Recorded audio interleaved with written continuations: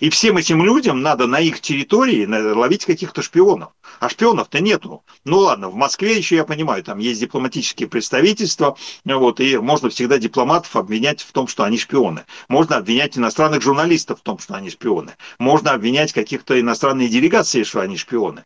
Но в регионы-то эти люди не ездят или ездят очень мало, тем более, что после войны вообще Россия находится под санкциями, и туризм как бы очень сильно упал. А всем этим людям надо отчитываться каждую неделю, каждый день, что они ловят каких-то шпионов. А этих шпионов нету, и поэтому их надо фабриковать. Это, кстати, история еще стала понятна в 30-е годы во время сталинских чисток. То есть, когда вы создаете организацию для репрессий, которая призвана репрессировать оппозицию какую-то и так далее, то даже если этой оппозиции нету, ее вам создадут, потому что всем надо отчитываться, что они успешно борются с оппозицией.